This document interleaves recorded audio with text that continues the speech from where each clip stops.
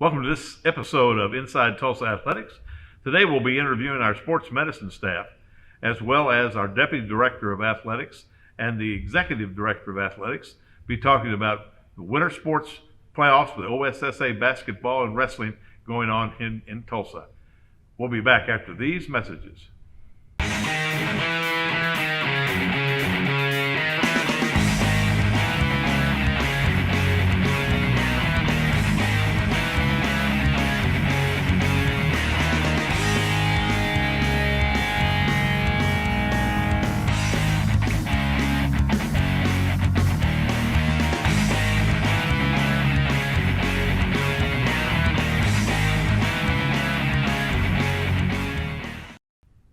Welcome back to Inside Tulsa Athletics. Our first guest today is the coordinator of sports medicine for the Tulsa Public Schools and also the athletic trainer for McLain, Steve Friebus. Steve, glad you're here. I'm always glad to be here. Well, I tell you what, it's glad to be somewhere. Yes. Well, we are in the final stages of the 21-22 school year, and obviously we've been through another wave of variant. For the corona and COVID situations. What type of challenges has that been for the athletic training staff? It's always trying to keep track of your kids and keep everybody safe, keep taking measures to whether it's not sharing bottles and keeping distance and recommending kids that they mask up. And it's just, keeping the kids together as a team and saying, look, you can't go to every outside activity. You got to think about your team, your sport, and that stuff can be put off for later. But right now, do a lot with education, though. Oh, absolutely, A lot of absolutely. communication, education. Next month is a special month. Yes, next month is for the National Athletic Trainers Association. Is what we call National Athletic Training Month, and this year the slogan is "Healthcare Everywhere" because and COVID has really kind of brought this to light, where you're seeing athletic trainers. Most people think, oh, you're in a high school, college, pro setting, but from the military to hospitals. To performing arts, to a lot of workplace. I mean, there's athletic trainers hired by Amazon, American Airlines, Whirlpool, a lot of large corporations, because we take care of physical injuries. It doesn't matter how they happen, and a sprained ankle is a sprained ankle, whether it's on the field or at your job. Tulsa has made a tremendous commitment the last couple of years. Talk about your sports medicine program, where it was 3 years ago and where it is today. Yeah, I mean, if you go back another year, it was just myself. 9 high schools, 10 middle schools, and then we picked up one, and then we picked up a second one, and now there's a total of 6 of us, which is good. I mean, we're covering 9 high schools. We still need some more. Every school needs to have their own, and even then, it's tough. We play what I call zone defense. We sit down every week with all of us and we look at the schedule and go, okay, where are all the games and where can we cover the most number of events? So like yesterday, Hana, who you'll have on this show, she went out to the girls' regional wrestling because we had several girls from multiple schools there. The kids know that it doesn't matter what color shirt we're wearing, we're taking care of all of our kids. And so it may be at this game, maybe there's a basketball game with 2 of our schools. There's one athletic trainer there, but then there's a wrestling match between those schools and a different athletic trainer there. So we just take care of all our kids, and we're spread thin, but it's better than it was. I've said for a long time that someday we'll have one of those unfunded mandates that you have to have an athletic trainer if you have an athletic program. Right. And I think that's coming. I think there's no question about that. What are some of the big things that you have coming up for the sports medicine program? Well, again, we're trying to push to get additional help so we can cover more schools.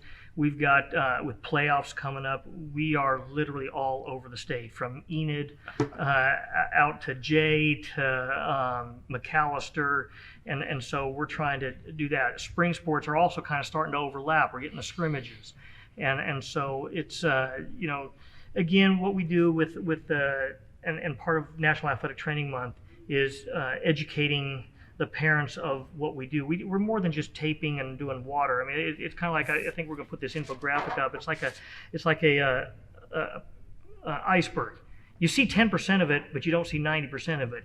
You know, you see the 10% of what we do. You know, you watch the Super Bowl, a couple athletes got hurt, athletic trainers helped them out, but the other 90% of taking care of those injuries, the rehab, the organization, deciding where does that person go? Do they go to this doctor or that doctor? You know, mental health is big. You're hearing about that with Olympic athletes. We deal with that every single day, and so it's one of those things that trying to make sure that we're educated on the latest science and latest information, and disseminating that information out to athletes, to parents, to coaches, to the community members.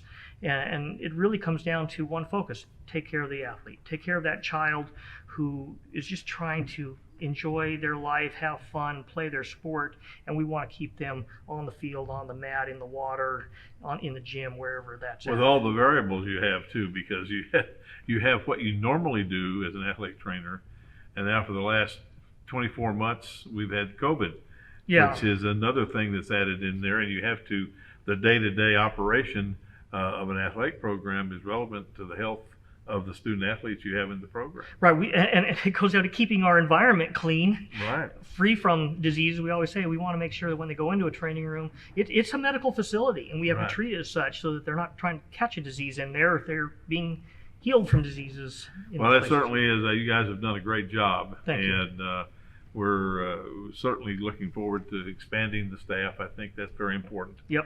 And we'll have you back before the end of the school year, because we've got a lot of things still going on. Absolutely. And when we come back, we'll have Herb Ray, who's the athletic trainer for Booker T.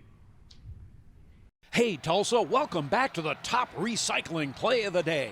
Team Johnson is facing off against one tough competitor, glass. That's right, only glass bottles and jars are recyclable. Don't even think about sinking a drink in glass or mirror. Always good to empty your glass bottles and jars before recycling. These two get it, emptying both bottles from far out, and they remove the lids. Score big by recycling your glass bottles and jars. Learn more at TulsaRecycles.com. Being an athlete at Nathan Hale's means that you have to be consistent, outgoing, and be dedicated, because students at Nathan Hale look up to the football team. Being an athlete at Nathan Hale has taught me to be confident and disciplined, and always to be open-minded and always ready to work with people, no matter how difficult it is. Welcome back to Inside Tulsa Athletics. Now we have an old friend of ours, been around for a long time. Some of us have been around a long time, haven't we, Herb? Yes, sir. Herb Ray, who is the certified athletic trainer for Booker T. Washington, and joined our staff this year. We're really glad you're with us, Herb. I'm glad to be here, to be honest. It's a good place, and we do a lot of good things for kids. Well, let's talk about how do you view your role as an athletic trainer, and how has that changed over the years? Well, I don't know what I'm fixing to tell you has changed, Coach. It's, I was hired, I tell kids every day, I'm hired to keep you on the field. I'm not hired here to keep you off of the field. You practice every day to be there. So my job is to do what I can to keep you there. So nothing like that has really changed. The only thing that's changed is maybe some of the techniques we used back from when I started in 1978 to now. But kids are kids. Kids want to play, as a general rule. 99.9% of them want to play. They want to be there, and my job is to keep them there. And if they will do what I ask them to do, if I can get coaches to do what I ask, then it's a win-win, because at the end of the day, Coach, we're all trying to win championships, and if we're not, then we're in the wrong business. I think that's one of the things that, as a young coach, I didn't realize. We put kids back in the game in 1969 that wouldn't play for a week or two now, and when I got to Kansas State, which was a Big 8 school at that time, I learned a great deal. Every Thursday morning we had the medical report from the trainer, and we found out who we had and who we didn't have.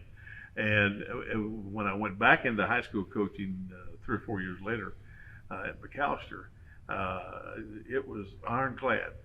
If there was any question, Doc says you're out, you're out. That's how it is, and tell me when you're going to be back. And I only had one that I had a problem with, my running back, who ran about a 9.800. I mean, he could really get it. Sprained his ankle, and my doctor, team doctor, was the prison doctor. Oh, my. And he had gone out of town, but put a cast on this guy's sprained ankle. And Eugene Jarvis was the kid's name, and he was ready to play.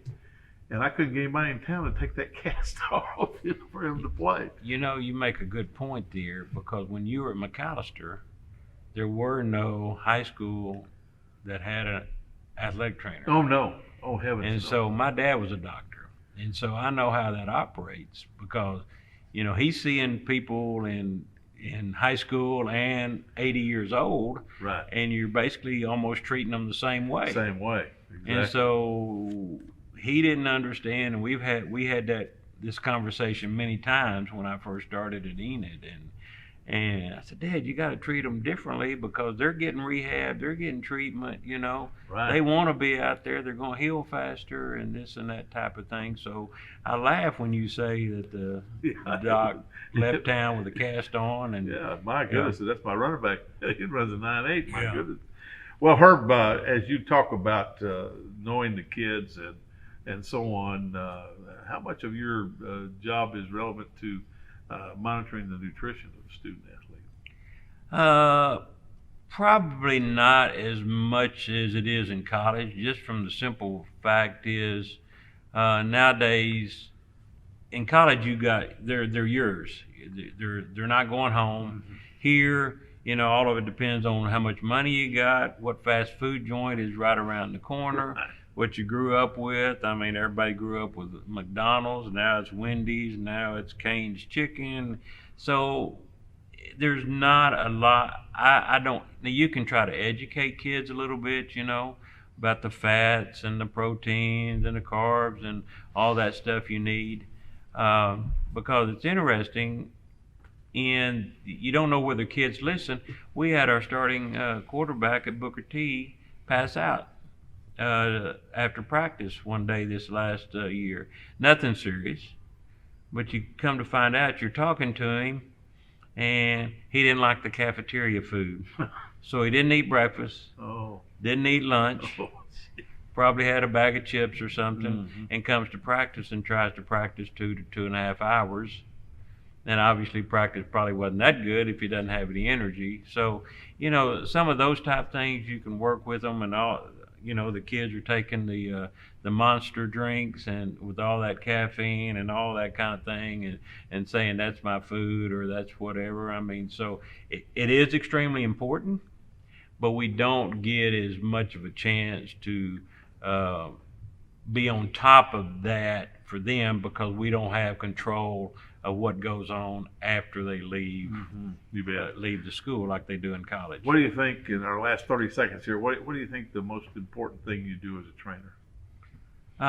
Is educate, to be honest with you, is educate coaches, educate the athletes that are injured, educate the parents, and the students that we have work with us as student aides. That's probably the most important job. Now, none of all those other things, like diagnosis and treatments and rehab, all of that's important too. But educating parents, kids, because they deserve to know what's going on with them. Sure. You go to the doctor and the kid comes back to what the doctor say. I don't know. Well, that's wrong. You need to know. Listen, yeah. So I try to educate all of those folks with what we're doing, what's going on, and what the potential outcome is, and go from there. Outstanding. Well, thank you for being here today. Well, We're thank glad you to for have having you. me. And when we come back, we'll have Hana Clancy, who covers Rogers and Hale.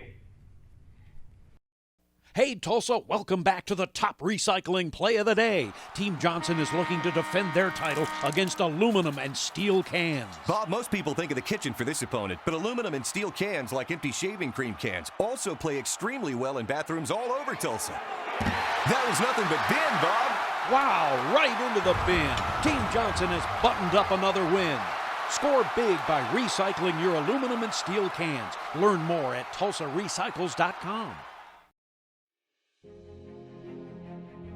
Being an athlete at Booker T. Washington has taught me to carry myself with class as an athlete, student, and friend, and to have responsibility on and off the field. Being an athlete at Memorial High School has taught me to be a better person, because when you play sports, attitude is the main thing you have to deal with. Not just your own, but other people's. It also teaches you to be the bigger person.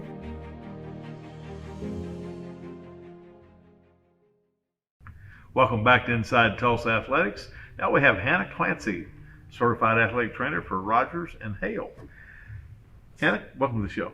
Thanks, Gil. Always good to be here. Yeah, it's great to be on and talk about things that you like to do. Yeah. So how has your transition been with having Hale and Rogers and working with those student athletes? It's been good. My training, I've really only worked with one team or sport at a time. I was with TU women's soccer, or I was with Union. And so now that I'm trying to juggle two schools, I just have so much respect for whenever it was just Friebus and Goedecke trying to do things. Right. And I've expressed that to them as well, because I'm trying to manage two schools and it's really difficult. But as we talked about before this, it's all about prioritizing and not overextending yourself and making sure that you're having quality care. It's important, I think, people don't realize the important role of a trainer. I think more they are now, with everything that's come up. We thought that the concussion was going to be, this is going to be difficult to go through this. Yeah. And then we had COVID with concussion, Yes. which really exacerbated all of those issues. But talk about a little bit about what you do is with relevant to evaluation and prevention as an athletic trainer. Oh yeah. So we always say we would rather focus on prevention and have the athletes be on the court or on the field and continue to work with them, rather than when we start to see them when they're completely out of commission and having to rehab with them extensively for at least 30 minutes a day. And that's why we're not physical therapists, right? We like to keep them on the court, on the field, doing what they love. That's when we really see their quality of life suffer, because as you and I are both athletes, we know this is the most important thing to us and to them. And so that's really our role. And we are getting more focused on not only just emergency care, that's our real specialty, is saving kids' lives or any physically active person, but also more getting towards preventative rehab and focusing on mobility and strength training. And yeah, it's shown a lot more in the media now with professional sports. It is. One of the things that I think a lot of people don't realize that you were involved in is record keeping of all of the injuries that you have and how important that is, so we can have a benchmark for what we're looking for as far as concussion or ankle injuries or knee injuries. To talk about how you do your reporting. Yeah, so right now we use all athletic trainers, like all other licensed healthcare professionals, use electronic medical records, EMR. And so we use that. Actually, Rank One's really great because it's kind of an all-in-one software that we use with our coaches and also that we use. And I've used that whenever I was in my Master's of Athletic Training, so I'm really familiar with it. But it's really important that we document that, because you can start to see patterns that maybe you wouldn't have seen if you just had an athlete come in for one treatment or one evaluation. So we use that, and it's essential also in protecting us as well. So we all know that, as administrators, it's really important. So that's what we use, Rank One. What did you do, and what was your method, and Yes, to be able to back all that up? Yeah. I think that was one of the reasons that we got so enamored with the Rydell football helmet. because of the diagnostic, and we could look at that every day after practice and see how many hits to the right side of the head or the left side of the head, Right. and so on. That record keeping thing is good. Well, as you look forward to getting into spring, you've got a lot of programs. It seems like spring we have more programs than we have kids. It seems like sometimes. But are you excited about getting ready to go outside? Yeah, I always joke that, after football season, I'm an indoor cat now with wrestling and basketball. And then now I'm about to go back to being an outdoor cat. So we have all of our sealed, waterproof kits to make sure. And so I'm looking forward to that. We still have a lot of exciting things happening with the final stages of wrestling and basketball.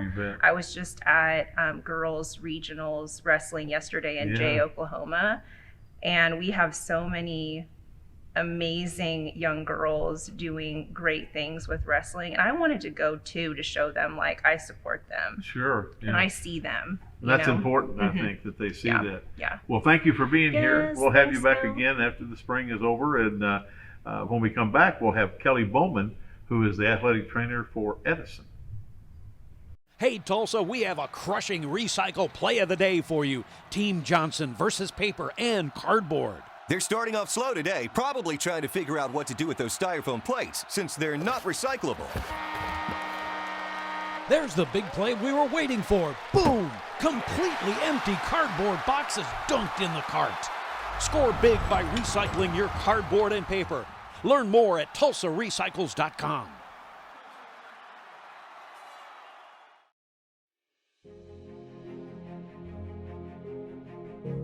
Being an athlete at Edison High School has taught me to work as a team rather than as an individual.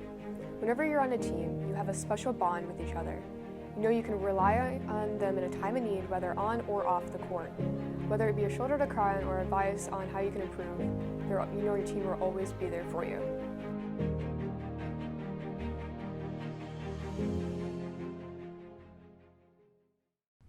Welcome back to Inside Tulsa Athletics, and now we have Kelly Bowman, athletic trainer for Edison. Hi, Kelly. I understand you had a little accident. Oh, I did. We had an accident in the gym at Edison. We were setting up for a game, and I injured my foot. Well, it's pretty tough when the trainer needs a trainer. I know. Thank goodness Michael was there to help out that day, actually. Well, good. Well, let's talk about, weather is always an issue, especially with outdoor activities. And we've certainly had some different kinds of weather this year. Let's talk about your responsibility as a trainer in preparation for those kinds of outdoor activities and indoor activities with your student athletes. So weather, at least here in Oklahoma, everybody likes to joke about, well, it's not the heat, it's the humidity. And, the humidity kind of goes both ways, whether it's hot or cold. It definitely affects how we need to prepare for practices, particularly outdoor sports, going into soccer and track season now, and baseball. We've got to kind of prepare for those.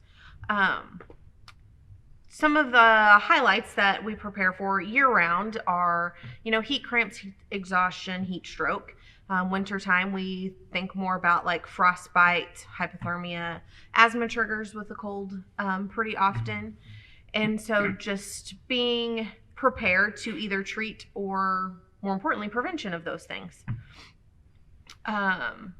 Prevention is something that we like to focus on as athletic trainers more than anything.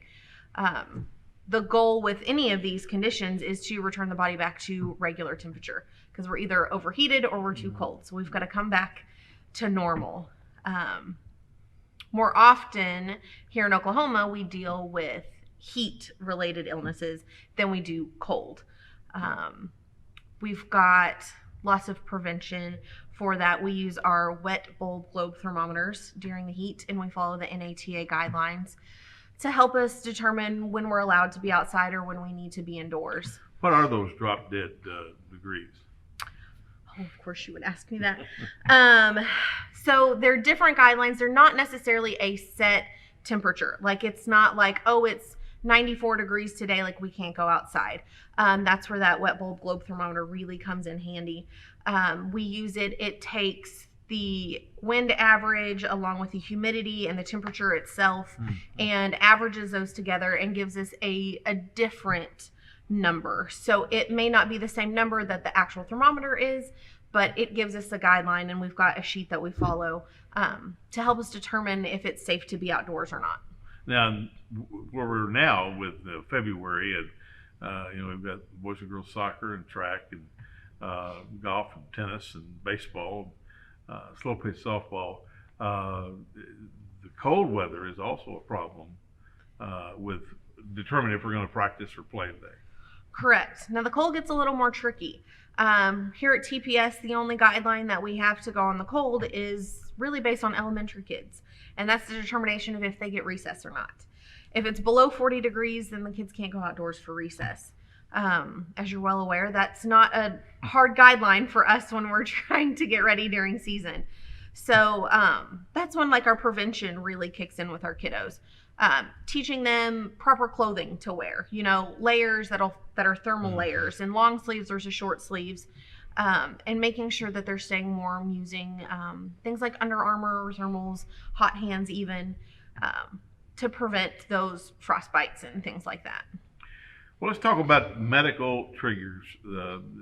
You are always aware of the student athlete, and by having an assigned school, you get to know those kids a lot better. So what are you looking for when you look not only for injuries but for illness? Probably one of the biggest ones, particularly with the cold and even the heat, that we have to deal with is asthma.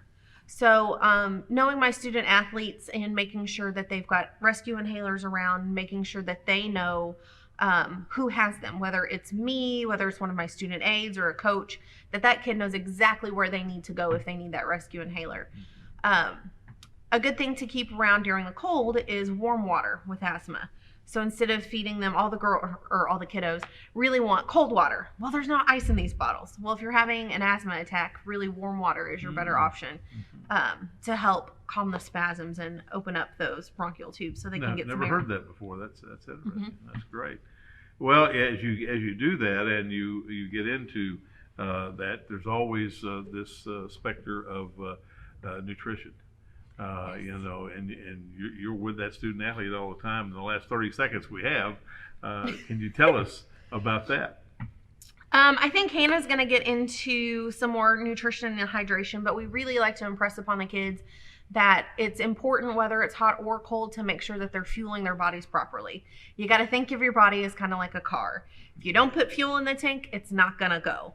So making sure that we're eating right, we're hydrating throughout the week and not just the day of the game, helps us going and continue going well. I think that's a lot of things that we don't realize sometimes about hydration. It's cool outside. I don't need to hydrate, and you really, really do. Correct. Well, thank you for being here today. Thank you for having me. And when we come back, we'll have Michael Goedecke, who is the trainer for Webster and Central.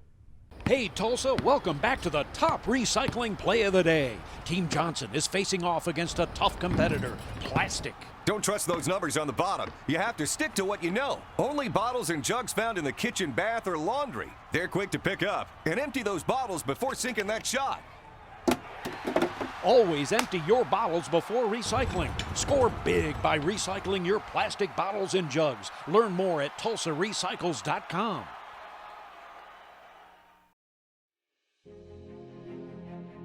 I love Will Rogers Athletics because it helped me physically, spiritually, and emotionally through all the journeys I've been through at that school. All of the support staff helped me a lot, and it's just an amazing school.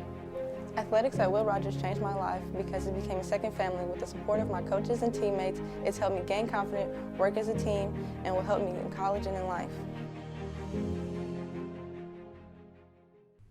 Welcome back to Inside Tulsa Athletics, and now we're going to talk with Michael Goedecke. And Michael has been with us how many years, Mike? This is going on my third year. Third year, and you cover what schools? I cover Central and Webster. Well, that's pretty close. They're not too far apart, are they? No, not too bad. It's about a 10-minute drive either way. I see. Okay. Well, you've been athletic trainer how long? This is going on my 8th year. in your 8th year of being a trainer, and you have all kinds of different things you do. Let's go through a few of those things. For instance, when you hear the term triage, that sounds like it's really, really horrible, something going on. What does that mean to you?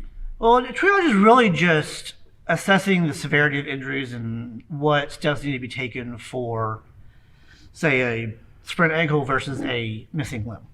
I mean, if you need to just take a couple of days off, rest, versus, okay, we may need to call 911 or get some major treatment taken care of. And that evaluation is really, really important now with all the emphasis on concussion. Right. That's something that I think that we've worked, over the years with the counselors and teachers about what the effect of concussion is, and to communicate that obviously has to come from the trainer. Right. Thankfully, even here in the past about 5 years, there's been a big understanding shift of, okay, you have a concussion, now what does that mean for in the classroom? Compared to now, if we say somebody has a concussion, okay, well, what do we need to do to make modifications so they can keep either learning or to get them better? And I think that's one of the things that probably over the years was lost back in the day when I played. Absolutely. I mean, can you see 2 fingers or 3 fingers, or you're Right. good to go and go back in the game. And now we have a certain protocol that you have to follow that not only is relevant to their athletic participation, but their academic participation as well. Right. It's been a big, not say shift, but there's a lot more push now as instead of, okay, when can they play again, to they need to get back to the classroom before they can even think about getting back on the court. Right. And all of that means, I learned through the process, bright lights are not good, right, in the classroom, and just those little nuances that you don't think about, that we have worked to educate our counselors and our teachers in the building, that they need to understand. If a kid is out because of concussion, he's not laying at home just not doing anything. He can't do anything. Right. It's because he can't. He's not lazy. He physically Exactly. cannot, because it makes it worse. One of the other areas that I know that the trainer gets into, because the trainer is kind of that liaison between the coach and the kid when Right. it comes to injury, is the mental health. How much do you deal with the mental health of your student athletes? We're really more just I say a set of eyes that once we get to know the athletes and the students, it makes it a lot easier to see what may not be quite right with them if they come in with a off day, or if something's going on at home and all of a sudden they're usually this really happy, peppy person that will do anything else. And they come in one day and they're bad mood, they're mad at the world. We have the unique stance, at least in the training rooms, of unless there's something medically wrong, we don't have much control over playtime, so it's easier to offer a non-judgmental open ear for them to just vent, or a safe space for them to just talk. And which a lot of times there are things that they don't want the coach to know, right? That they'll partake to the trainer because they feel a little more comfortable in that. They don't want the coach to think they're weak, they can't do this, they can't do that, and so you become a listener. Right, and a lot of times the ones that I've been a part of and that I've unfortunately had to report, it's not even telling me directly. It's just about a group of athletes doing treatment. They're just talking in the training room, that I just happen to be there to, thankfully, that I could go, okay, say it again. Yeah. Is everything okay? Do Right. we need to? And that's important, I think, these days, because kids do have a lot on their plate. Uh-huh. The mental health, that's one of the things that we were most concerned about in getting back to play. Right. Was the mental health of getting back with their peers, back in that team concept on a regularly scheduled basis and so on. I think that was really important. Well, as we wrap up here, the last phase I think of a trainer, people don't realize, is you're an encourager. Right. It's a lot of our job revolves around not just the physical health of the athlete, but also their mental endurance, mental health. That if they're having a rough day, as an objective, no, this is just a rough day. Everybody's heads off. You just go home, sleep, and do better. Refresh, and we'll start back fresh again tomorrow. All right. Well, Michael, thank you for being here today. And when we come back, we'll have Terrell Jimoh, also a trainer who covers Memorial and East Central. Hey Tulsa, welcome back to the top recycling play of the day. Team Johnson is facing off against one tough competitor, glass. That's right, only glass bottles and jars are recyclable. Don't even think about sinking a drink in glass or mirror. Always good to empty your glass bottles and jars before recycling. These two get it, emptying both bottles from far out, and they remove the lids. Score big by recycling your glass bottles and jars. Learn more at TulsaRecycles.com. Athletics is so important at Tulsa Central because it's an outlet for some of our kids there. They get a better opportunity to basically give back to our community. At McLain, the sports is what mainly drives a bunch of the students to come to school every single day and work hard because they want to be able to come from the classroom to the field or the court and show what they're good at. Welcome back to Inside Tulsa Athletics, and now we have Terrell Jimoh, who is the certified athletic trainer for Memorial and East Central. Boy, Terrell, yes, sir. I tell you what, you stay busy with those two schools, don't you? They keep me busy. They keep me on my toes, but I love what I do, so I definitely have a good time working with those two schools. So. Well, it's good that you like what you do. I think, I was fortunate in my career to be able to like to go to work every day for 51 years. I mean, there's things you don't like to do in every job. Correct. But the overall, when you like what you're doing, overall, it's fun. But how do you prepare yourself academically to get to be an athletic trainer, a certified athletic trainer? So that's kind of one of the biggest things people ask me as far as my students. They ask me, so how long did I go to school to be an athletic trainer? I went to school for 6 years, so I got my bachelor's in 4 and my master's in 2. About 10 years ago, it used to be athletic training. You should get your bachelor's degree, and then you just take your BOC, which is your board certification exam, and once you pass that, you become certified. But now it's at the point where we kind of transitioned from a bachelor's now to a master's. So now all athletic trainers you see now will have a master's degree. Usually there's different types of ways you can get that. Some of the more popular ways is a 3-for-2 program, where it's like an accelerated track to graduate in 3 years with your bachelor's and then get your master's in 2 years. So they call it a 3-for-2. I know the University of Tulsa has that program. So there's different ways to obtain your degree. Some of the areas of studies, kinesiology is kind of a big popular undergrad, applied health exercise science. Usually some kind of health science degree will kind of put you on a track to get your put you on a fast track to get your degree in athletic training. Well, do you have to have that master's degree before you take your BOC? Yes. So now once you complete your master's degree, after you get your master's and you graduate, usually about the second semester, there's usually a time where you register for the BOC, which is the board certification exam. So there's usually about 4 or 5 times a year where you can take your BOC. Sometimes starts in February, April, June, July, August, September. So around those times you can take your BOC and you kind of register and you go to a testing site. And my testing site was in Norman, Oklahoma, the University of Oklahoma. So once you go to your testing site, it's usually about a 3.5-4 hour exam, about 170 questions. And you usually find your results within 2 weeks. So you'll usually get an email and then you usually tell you if you passed or failed. And then if you pass, then you got to go to the BOC and you fill out like you send in your AED, CPR certification, your transcript, and then they'll send you a certification card that you're certified. So. Well, then once you get to that point, then don't you have continuing education that you have to continue to have to keep certified?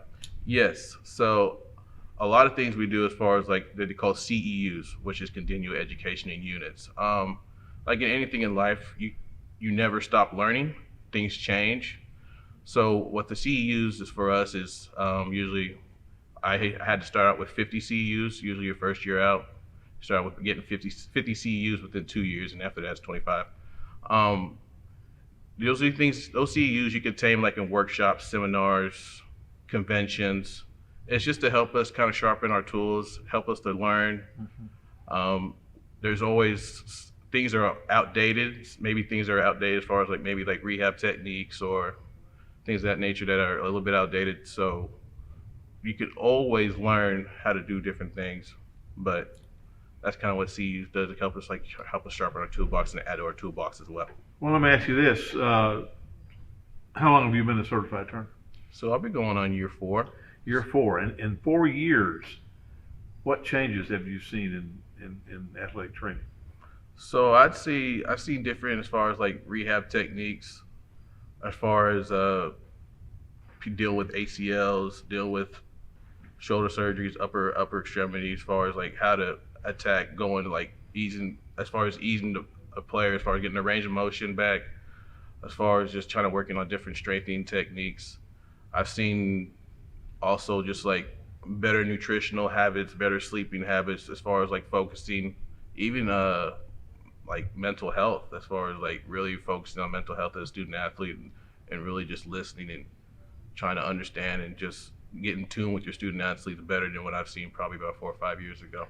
Looks like to me that what athletic trainers do, the most important thing is education for their student athletes and communication with their student athletes. Correct. I mean, we're more than just taping ankles. We're caregivers, we're counselors, we're coaches, not just in life especially. So we wear a lot of different hats. I mean, people just see us on the sidelines or you see in the training, but a lot of athletes come to us more than just, I have an ache and pain. Some of us just want to talk about just life in general,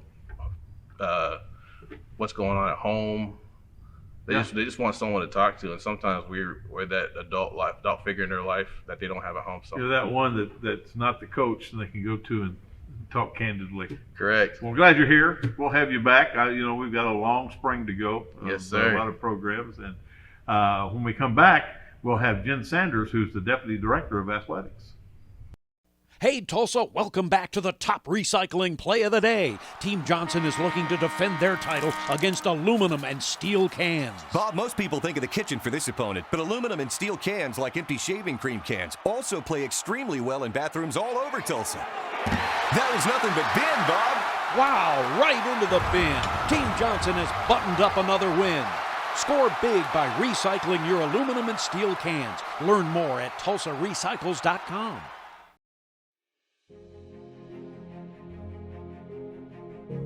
Being an athlete at Edison High School has taught me to work as a team rather than as an individual. Whenever you're on a team, you have a special bond with each other. You know you can rely on them in a time of need, whether on or off the court. Whether it be a shoulder to cry on or advice on how you can improve, you know your team will always be there for you.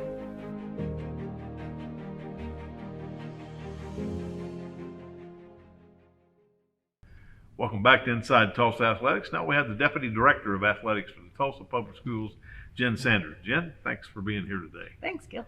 Well, we got a lot of good things that, this transitional time is always a great time when the winter sports are not over and the spring sports are starting. But boy, we've had a real resurgence, I think, or at least a new program come to light in girls wrestling. That's right. We just had our first ever Tulsa Public Schools wrestler sign on to play or to wrestle at the collegiate level. Samara Markwart from Rogers signed at Carl Albert last week. She'll be down there in Poto, and it's their inaugural season this next year. So we're excited to see her, and she's just really, really good. That's a great thing to be able to be the starting of a new program and to be as talented. I was fortunate enough to be able to see her yesterday in the regional, and she had 3 matches and 3 pins, and I don't think she spent 3 minutes on the mat in all 3 of them. Yeah. She really, really did a good job. Well, that's exciting, I think, to have that sport emerge, for our female athletes. basketball. We're excited. We're hosting, I think. We are hosting. Memorial's going to host. They're ranked number 4 right now in the state. They're hosting Claremore, who's number 13. The girls on the girls' side. If they win, when they win, looks like they'll likely play Bishop Kelly. Bishop Kelly plays Noble, so that'll be, I think, a good game for them. And I think they've got a super great shot to get to the state tournament in that first round. Booker T's number 8. They're playing Stillwater, who's ranked number 9. And then, of course, whoever wins that game, hopefully Booker T, they get Bixby, who's number 1. Number 1, yeah. Still a chance, though. I mean, that they've got a route that they can take and get to the state tournament. They're going to have to go through some tough people, either Broken Arrow or Union. So, and then, of course, we still got Rogers, number 6 in the state. Right. And, they're playing number 11, Glenpool. And they got a really good shot as well. So we're hoping those folks get to the state tournament and Norman, and we get to go down and watch them. Well, that first game, that means you get to play another week. That's right. You got to win that first game. That's really, really important. So swimming, I think our swimmers did really well this year. We got about 27 kids that are going to be going out and swimming in the state meet, which is going to be next week, the end of this week. So we're excited. Booker T had 15, 11 girls and 4 boys. Memorial had 2, a boy and a girl.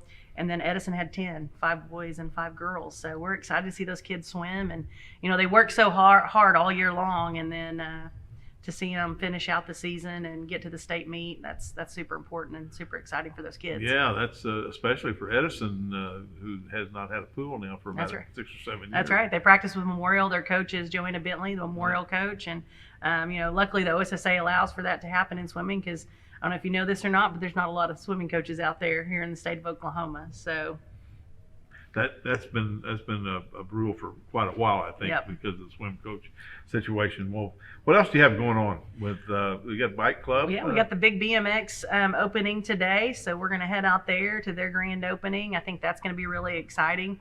We're planning a big bike rally for our elementary kids, and they're going to ride all the way from Guthrie Green to the gathering place, and we have tons of events planned there for the gathering place. Yeah. So this will be their longest ride that they've had in a while, about 3.5 miles.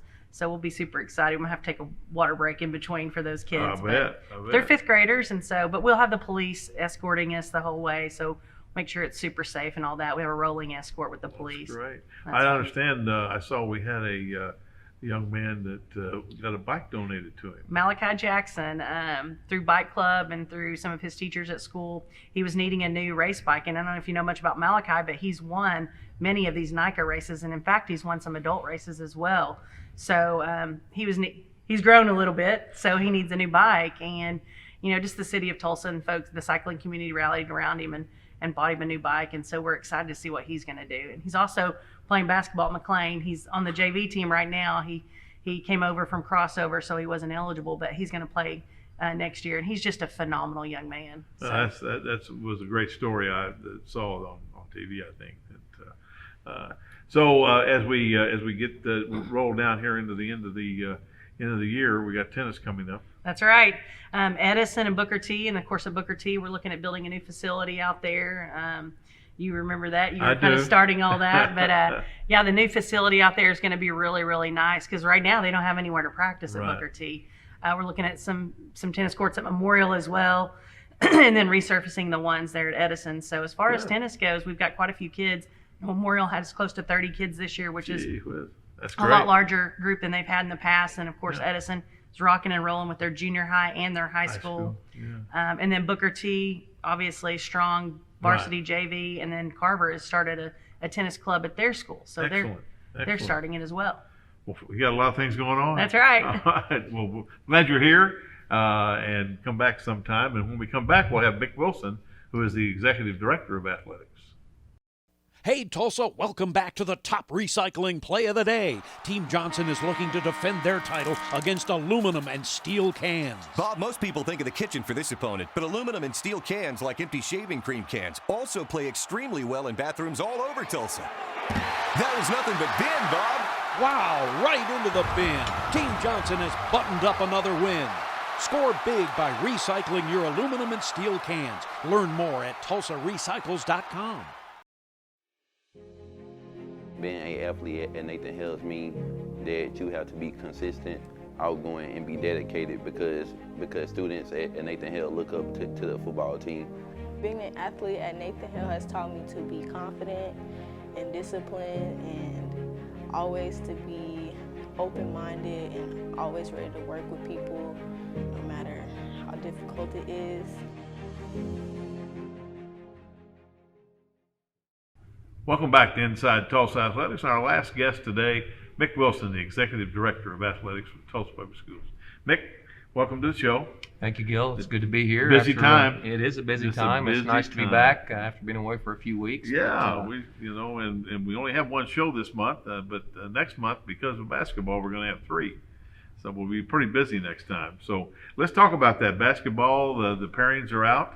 How did we do? Well, Gil, I feel real good about where we're at. It's similar to where we were at in 2019 when we won the 6A state championship with the Booker T boys, and we won the 5A boys state championship with Memorial. So I really feel like it's kind of deja vu all over again, as Yogi Berra would say, that we're in a good spot. Number 1 boys team with Booker T getting the top seed in the East, and Memorial boys getting the top seed in the East in 5A. So I really feel like we're in good shape there. And of course, we're strong in 4A with McLain and Central ranked in the top 5. So it's a real good spot boys basketball wise with where we're at. And of course, along with those high rankings are going to come some chances to host some different events, especially on our side with regionals. Can't do that in area, but got a good shot, I think. Good. So we'll be hosting Booker T. Booker T will host in the first round, as well as Memorial. Memorial also has got a regional site. This weekend, Central will host at home as well in their district. And then also along those lines, Webster in 4A boys will be a regional sub-site before they advance on to go. I believe that region will end up in Cleveland or Stillwater, I think, on down the road. So, some good chances for our facilities. And again, got Memorial girls are playing real well as well. Real well right now in 5A girls basketball. So I really feel good about where we're at basketball-wise. And again, some good teams, and our coaches are excited. Some other teams have really come on late. Hale boys playing really, really well with some big wins. They've really come on. So I'm excited about what the potential holds for postseason basketball. Well, that's exciting. One note, I noticed we had a pretty substantial hire at Rogers in football. We did. We went through that process last week, and the press release has come out, and Levy Adcock, who brings an NFL resume. He was a former lineman for the New York Giants and Dallas Cowboys, played NEO, local kid from Claremore, Sequoia, and then went on to OSU. We're excited about that, and the potential for him to put together a good staff and really retain a lot of those really good players at Rogers. And Parker has laid a good foundation. Parker Childers, former coach, has put a good foundation down. So I think Levy will do a good job of really raising that maybe to a higher level. Right. So we're excited to see where that goes. Where are we on our facilities? Facility-wise, well, it's funny. I got asked to go out and do a beam signing with the board member Shauntel Keller Hayes at East Central. We signed the beam and put things in motion there. We're working on right now of on the gym floor what we want it to look like, and then of course in the preliminary talks of building a practice gym at Rogers, which is going to be exciting, and of course proceeding with our tennis upgrades at Booker T, as well as baseball. We've demoed the baseball field backstop and tearing the gut in the dugouts and redoing some things there. And then, of course, the progress we can make as we start to get in the planning stages of the Hale facilities with their athletic upgrades for the locker rooms and then the indoor soccer facility and practice gymnasium there. So great things happening. Lots of things going on and exciting times. One thing that we do want to talk about in the last minute and a half that we have here today, one of our former colleagues and a very close friend of mine passed away 2 weeks ago. J.W. Emerson had been the head football coach at Union and then finished coaching at Nathan Hale High School as the head football coach. He passed away at 91, and the family has set up a memorial for him through the Legends Foundation. You might want to talk about that. Well, Gil, it's he leaves quite a legacy behind, and it's funny how him being quite a bit older than me, but our paths were really similar in a lot of ways. He spent many years at Independence, Kansas, and played at Independence Community College, and his wife is from Independence, which is where I spent a number of years there at the community college as the athletic director and men's basketball coach at ICC, and then even to be a Pitt State graduate in the years he spent playing there. And he played for Carney Smith, who the football stadium at Pittsburgh State University is named after. So he's in the Hall of Fame at all those places. And so we know a lot of similar people. His family obviously are very proud of his accomplishments, and rightfully should be. He did leave quite a legacy, but it's been very benevolent of his family and the people around him to want to bless Tulsa Public Schools in a really nice way by leaving his memory and in lieu of flowers, some things to be sent to the Legends Foundation, which benefits our kids at Tulsa Public Schools. So we definitely want to thank his family. Along those lines, if people are wanting to give in his name, they definitely can call us at the athletic department, call Lisa or myself, and we can help you guide through that process to get that done. Make sure you do that. It's 918-746-6453, and just indicate that it's a J.W. Emerson memorial contribution. Mick, thanks for being here, and we'll want to see you in March because it's basketball season. I wish we had a little more time today, Gil, Yeah, but you I bet. know you got other people on that have a good message to share, so right. we'll see you soon. Thank you. All right. When we come back, we'll have these messages for you. Hey, Tulsa, we have a crushing recycle play of the day for you. Team Johnson versus paper and cardboard. They're starting off slow today, probably trying to figure out what to do with those styrofoam plates since they're not recyclable. There's the big play we were waiting for. Boom! Completely empty cardboard boxes dunked in the cart. Score big by recycling your cardboard and paper. Learn more at TulsaRecycles.com.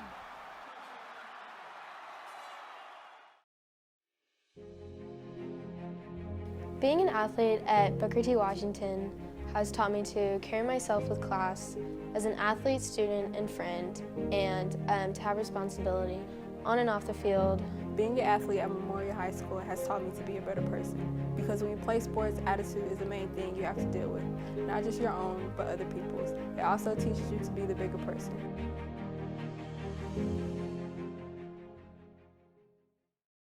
As we close our show today, I want to recall the presentations of all of our athletic trainers that we heard from today. These professionals have a major role in each of our student athletes' life, and they perform unbelievable services to our students.